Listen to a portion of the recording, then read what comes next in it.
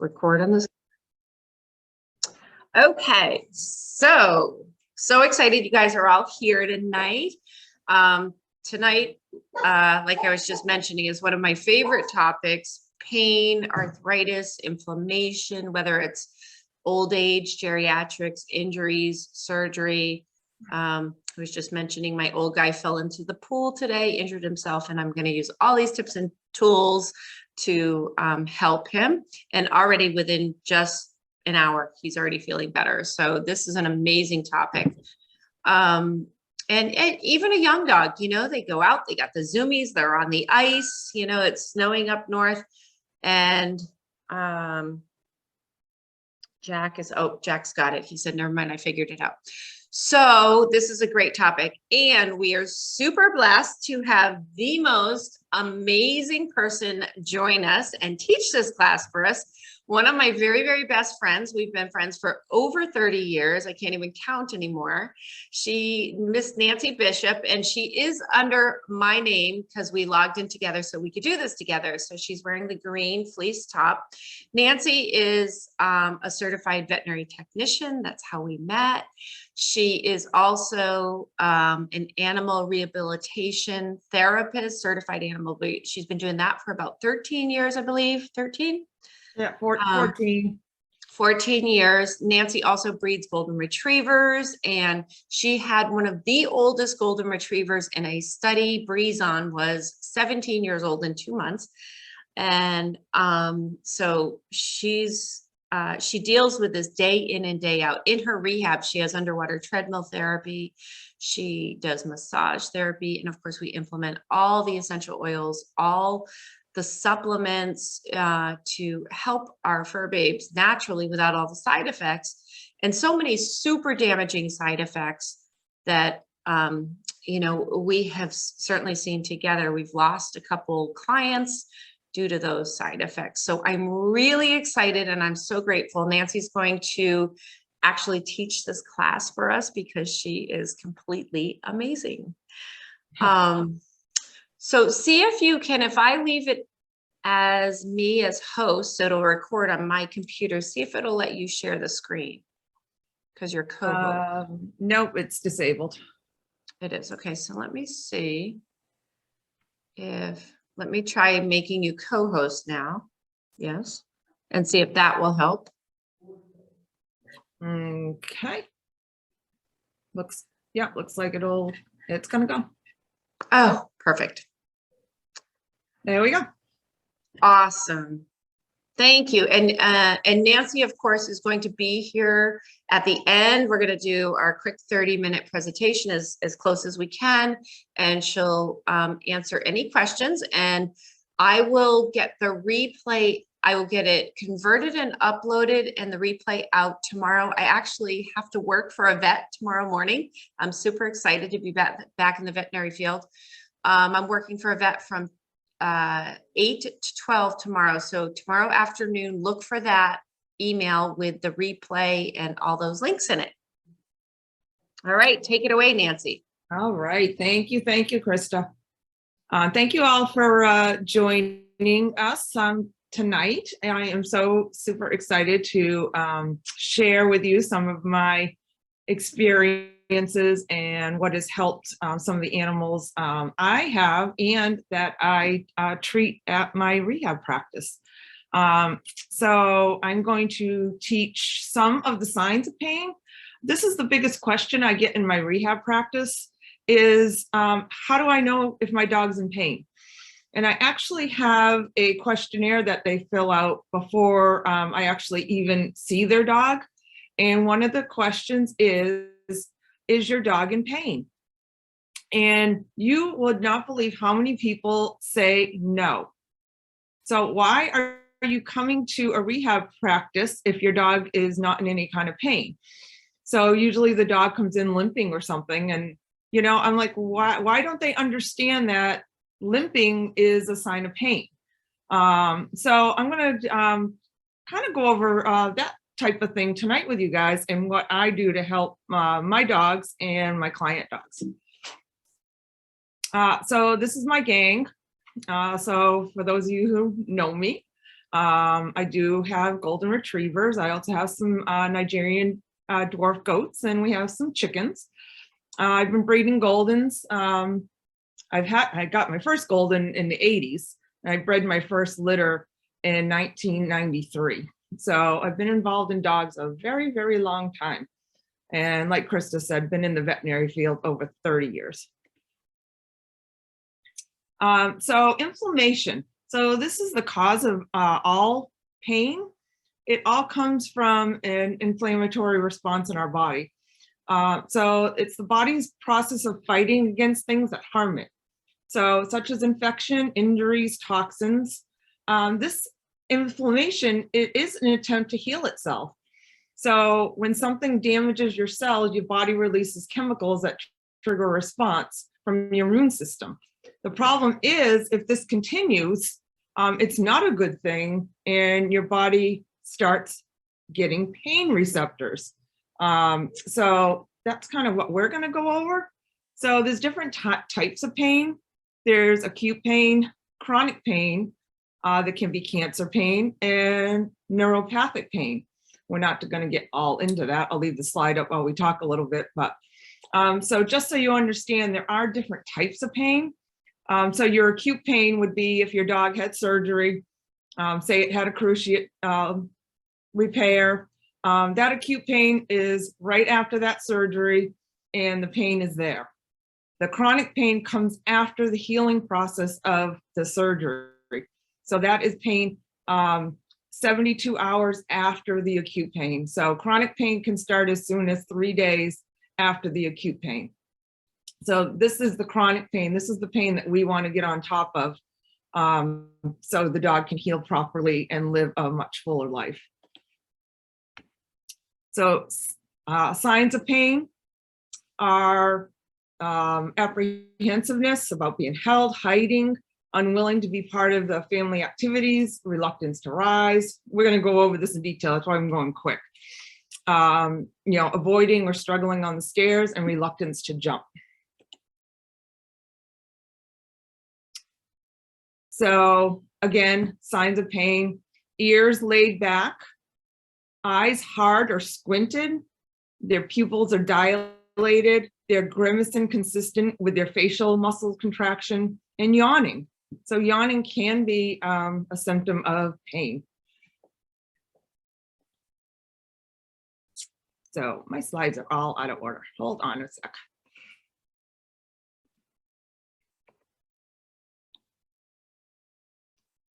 Okay, so disengaging for normal activity in the family. So this was supposed to be the first slide before this slide. So this is where that goes to. So we're going to go over 7 signs of pain, and then I'm going to give you the subcategories. So that was the first one. Don't know why these are not working properly.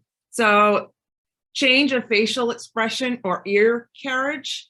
So this is one that you know your own dog, and you have to know your dog to understand any kind of facial changes, or they're carrying their ears differently. So that's a big one to notice on your dogs. So the ears are laid back, and they normally don't have their ears laid back. They have the eyes, their pupils dilate, and they have that grimace. Abnormal posture and gait. So this is a typical posture on a dog that has back pain. You see that posture with the back arched. That is a classic sign of a dog with any kind of back, mid-back issues. This is a dachshund. Dachshunds are very famous for having that back pain, but it is common in a lot of dogs. I would say 90% of dogs I see with a hind limb problem have a back issue.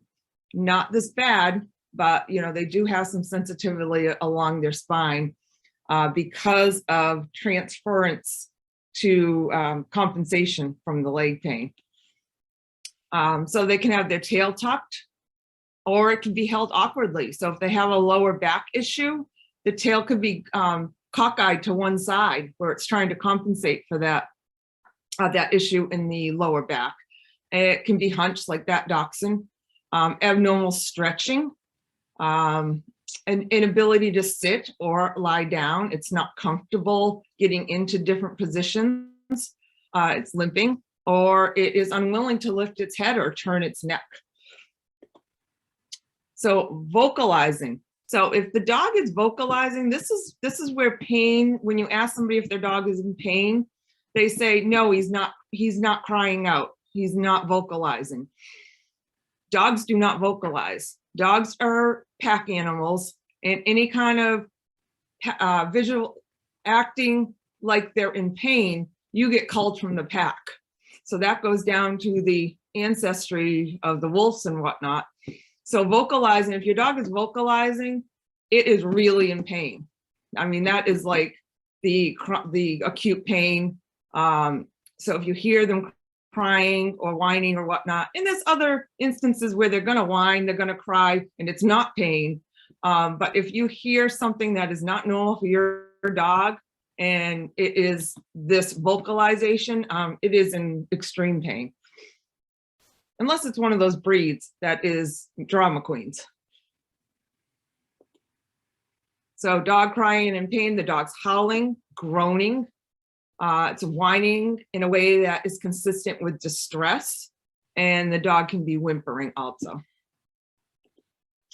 So changes in behavior or habits. So if you have a nice placid dog and you are petting the dog and all of a sudden it growls at you or it snaps at you, and that is not a normal behavior for that dog, it could be painful somewhere. So that can be anything from abdominal pain or painful on its leg. It can be anything. So kind of take note of where the dog reacted when it went for you.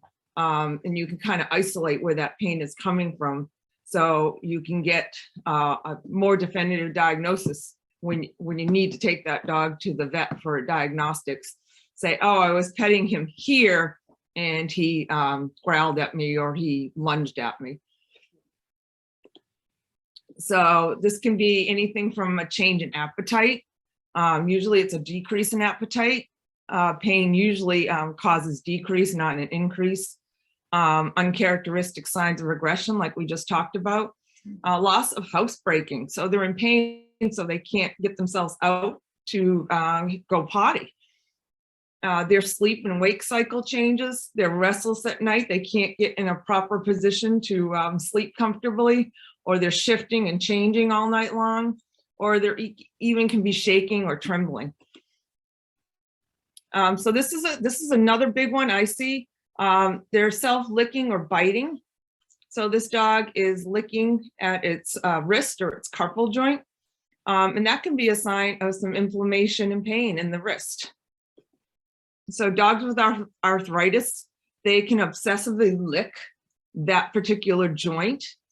So be aware of that. So if your dog is licking and it has either a reddening of the fur, or it can have these lick granulomas, that can be an indicator of some kind of inflammation or pain in that joint. It can also be nerve pain. And dogs can also bite at their tails in response for pain in their hind end. So just be aware of that kind of pain also.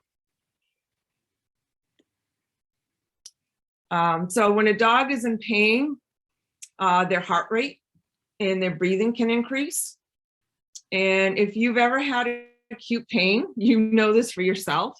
You get hot, you get flushed. That's an increase of your heart rate and respirations. So, and dogs in distress can often pant. So this dog that I have pictured, that is not a normal panting. Dogs that are panting because they're hot, their mouths usually aren't that wide open, unless they're in heat distress.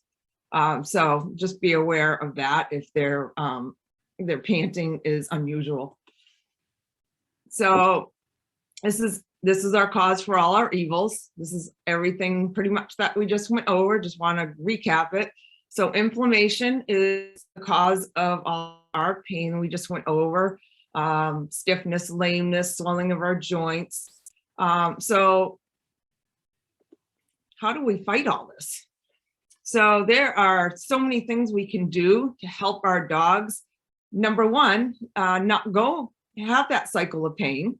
And if they do have any pain or inflammation, arthritis, how we can fight that is with some anti-inflammatory foods, feeding a biologically appropriate diet, eliminate inflammatory foods, control their blood sugar, make time to exercise. A fit dog is a dog that's less likely to have any kind of mobility issues, therefore they can move around. So what's the old saying? A body in movement stays in movement. Same as our dogs. If we can keep them moving, they are less likely to have issues that they can't move. If the dog is overweight, we need to have that dog lose weight, so it's stress on their joints. And we want to manage stress. So any stress the dog has, it is going to turn to inflammation. So inflammation is going to go throughout the whole body. Even though stress is our emotions, those emotions affect everything of that dog's body. So the endocrine system, the inflammatory process, so all that, we have to manage that stress. So our two little Frenchies that are having anxiety, that stress on just having that anxiety is going to cause other inflammatory problems.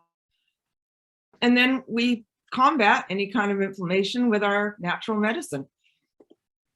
So our whole foods are our leafy green vegetables, kale, spinach, broccoli, cauliflower, squash, pumpkin, bell pepper, sweet potato. So all these are anti-inflammatory. So you can feed these in conjunction with your whole food diet, and that will help reduce the inflammation. So what I do is I mix a batch of this up and I feed a couple tablespoons to each dog with their raw diet. So in conjunction with their raw diet, I add extra whole foods to help with their inflammatory process. So we can use natural plants, which we use in our oil form. So just a little handful, clove, ginger, rosemary, turmeric, paprika, and there's so many more that we can use, excuse me, for these anti-inflammatory properties. So this is our exercise. So a lot of people say my dog doesn't want to go on walks. It can't go on walks. It's got too much arthritis. So this is where a person would come handy, and water tread. This allows the dog to exercise without any stress on the joints if it does have arthritis. And it takes all the stress off the joints with the buoyancy of the water. And it also helps with gait repatterning so that the dog can exercise. This is actually Breezen. She ruptured, partial ruptured a cruciate at, I think it was about 14 and a half. So she pretty much was lame a couple days. And I think this is, I don't know, a week and a half after the injury in the underwater treadmill. So I'll just show you. 1 week after she did her. There we go. 1 week after. And it's the right hind, so the one closest to the screen. You can see just a little shortening of that stride. But I did this twice a day for about 2 weeks, and she was fine. So she was already fit before the injury happened. So it was a very quick recovery. So that's how fast they can recover as an older dog if you keep them fit up until that point.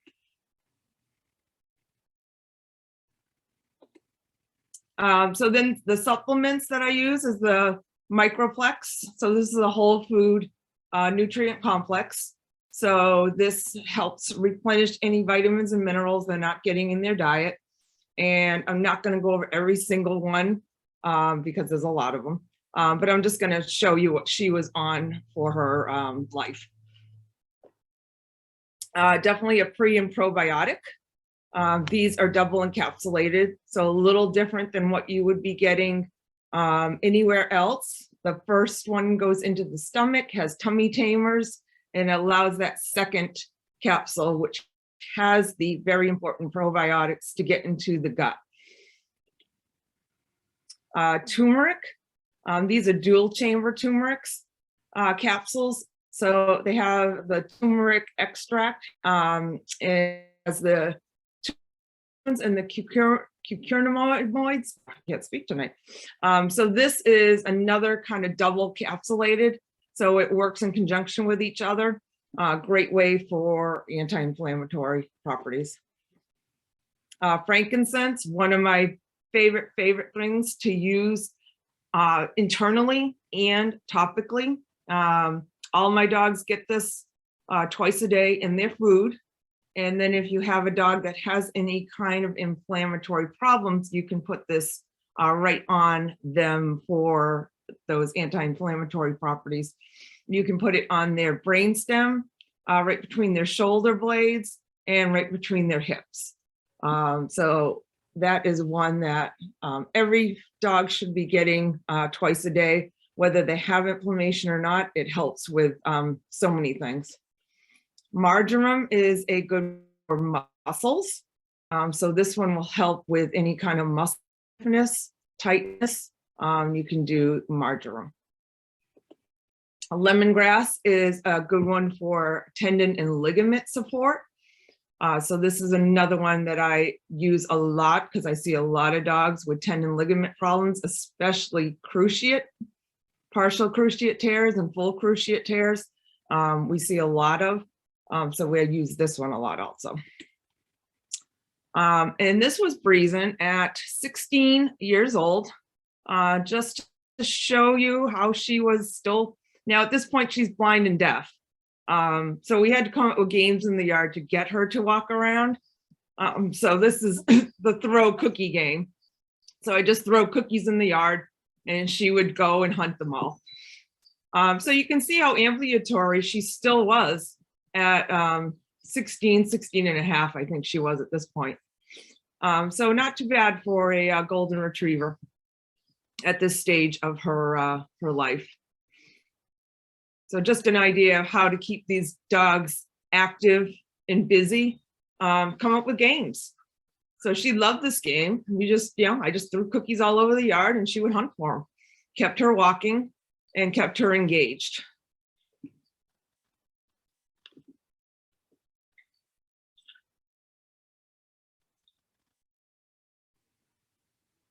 So this is Breezen kind of throughout her life. She was an active agility dog. She did agility until she was about 12 and a half. And she did have arthritis. We x-rayed her at one point. She had arthritis all through her upper spine and her lower back.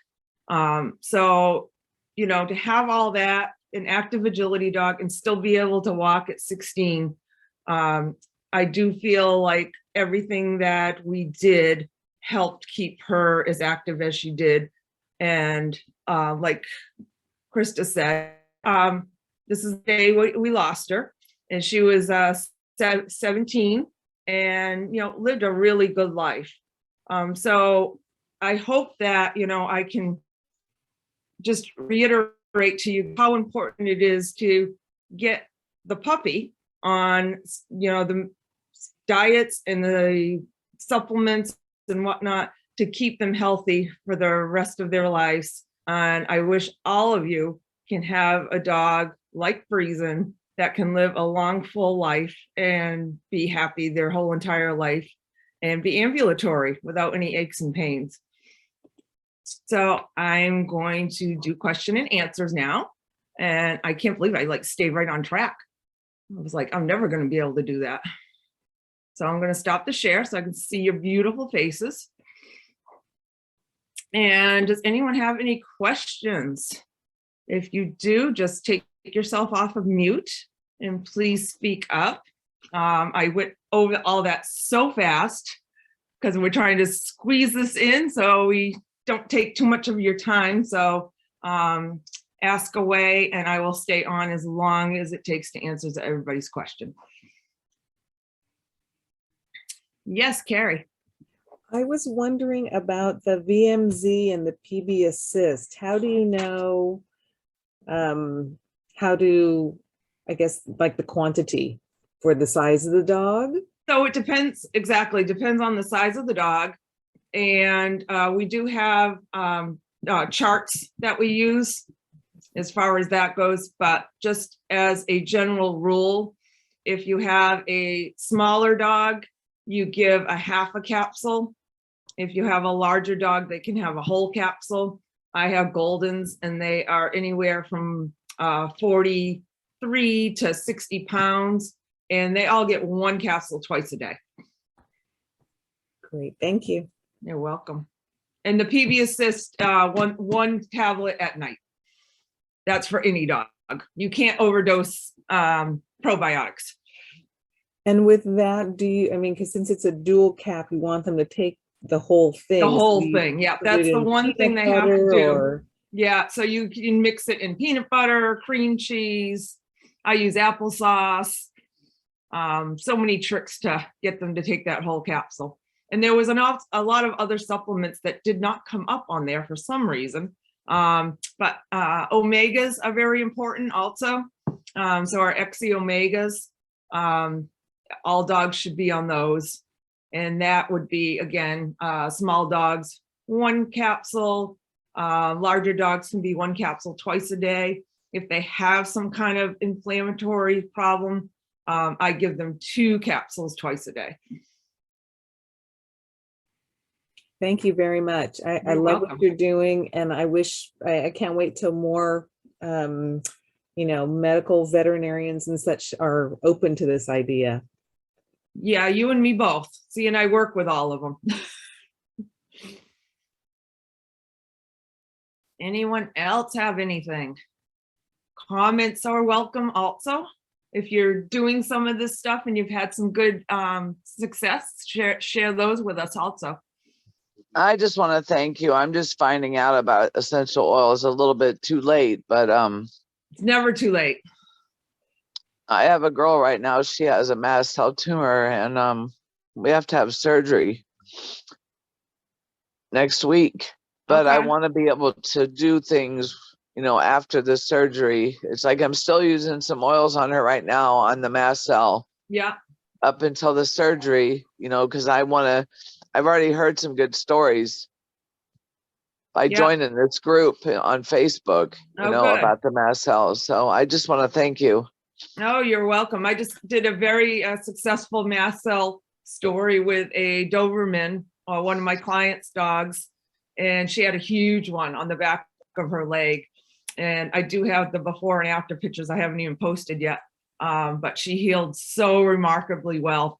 She doesn't even have a scar now. Deborah, Oh. I'll tell you that if you wanted to pick a cancer for your dog to have, mast cell would be the one. Yeah, they're saying they hope that the doctor even says he really believes, hopefully, that it's going to be a grade 2 and on the low side, because her blood work's coming back amazing right now. So, but then they're talking about she might have Cushing's too. So, but we're Well, not going to deal with that till after the Right. surgery. Yeah. And all of the things that we do work together to help the body get back to its normal state. You know, when we're talking about removing toxins and the food and not introducing, you know, the medications for pain, for instance, that they would normally get. So Yeah, that's what I need to learn is like the foods, because I know that what I've fed her most of her life was not good. I'll tag you on the file in the group that has a lot of different links and resources. Oh, thank you so much. Sure. Any other questions? Off topic's fine too. That's why we're here. Yes, Carrie.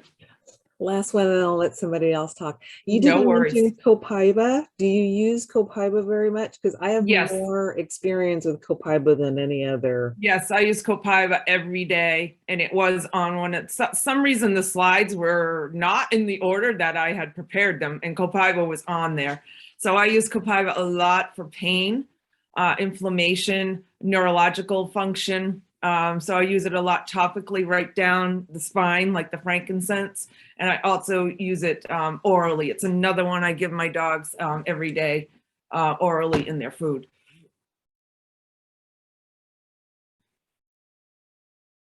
Thank you. You're welcome.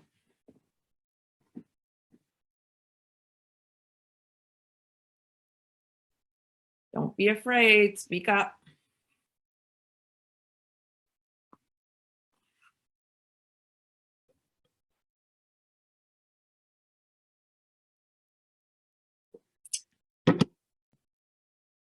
Okay, I see a bunch of people that want to ask a question. They're being shy.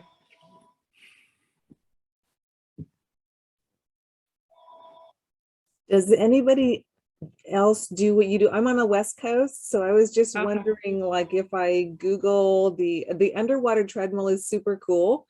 Yeah. Is it like a common practice? Because I've never seen it before. There are animal practitioners all over.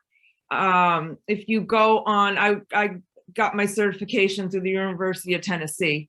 If you go on their website, you can find out who's in the area that is certified through their site. I had it for my dog, and he didn't like it at all. He had well, we went to Maryland, I'm in Kentucky for the surgery, and he shouldn't have had it. What he had was nothing to do with his real surgery. The guy who's very famous pressed here, and I'm a nurse. I can tell you right now, if I take your arm and I press here, I can make you scream too, if I hit the right area. What he had was dew claws that somebody took off as younger, and they were off.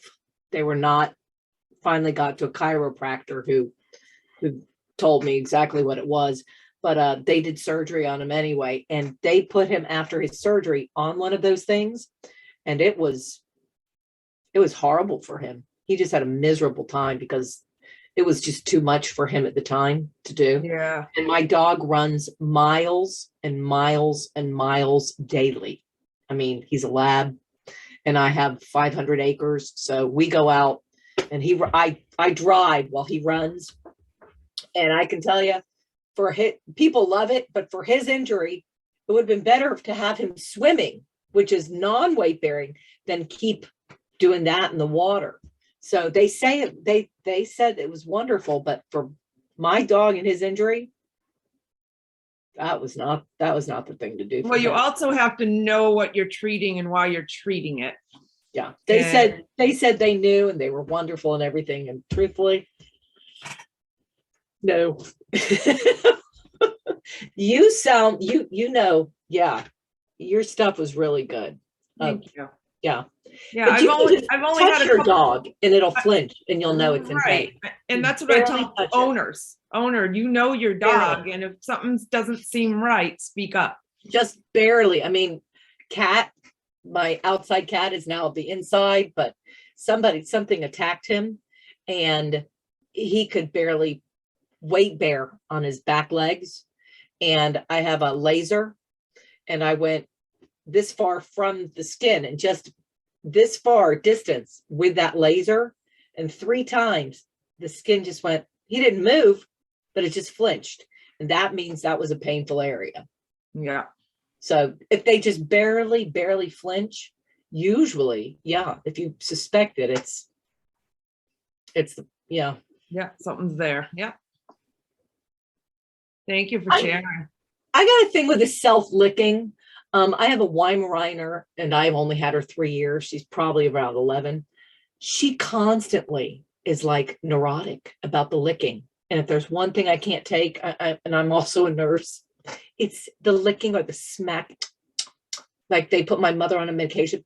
She went like this. I go, no, that medication's going. We're not having the lick. But she will like lick and lick and lick. So and it can be licking from pain or inflammation, and it can also be anxiety. So she does it when she's calm, but she has a Weimaraner, and she's very mellow, and they're known. Did you just see that? The cat just came up. See Priscilla. But yeah, I'm wondering when you said that was very good. Can it also be allergies? Yes. Licking? And that's funny you should say that, because and I had an animal communicator. She only came to me about 3 years ago, but about last year she started, she just do this hacking, retching thing. Chris, what are you doing? Would you like to say hello to my feral pussycat, Priscilla? Priscilla. Hi, Priscilla. This is Ms. Priscilla Presley. Miss Presley. But the hacking, and she do that retching thing, and she'll only do it and it's because she ate Miracle Grow like 3 years ago, and it took 2 years to kill a nerve. So, and lately it's coming more in my vet's holistic, and it's environmental that it's coming now. All of a sudden, I said, she's had it more this last few weeks. And she said, it's environmental with her. So yes, absolutely. That's nice catch on that. Yeah. She might do well with the 30-day detox that we did to reset her gut health. I'll send you the link to that group. That'd be very, very helpful. Yeah, I bet she would. But I do know, Nancy, about MSM and cat's claw. Yeah. I find with my lab, when I give them, it helps a lot. But besides the oils too, and but you have a nice center. And you're in Tennessee also, or that's just No, I'm in Massachusetts. Okay. All right, well, we're gonna wrap it up. And thank you all so much for spending some time with me tonight.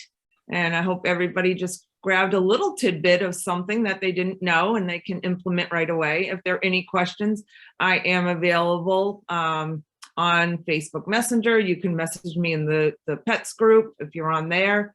So just reach out. Always willing to help and educate people about what they can do to help their pets. So I hope everyone has a wonderful evening and have a great week. Thank you so very much. Thanks This is very much. great. Thank you, Carrie, also. Thank And you. Sherry, always, Sherry.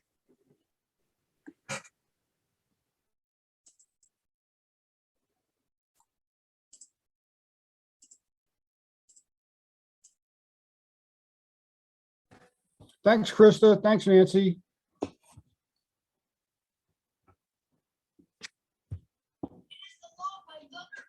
Let me out of this room. You can't lock me in a room.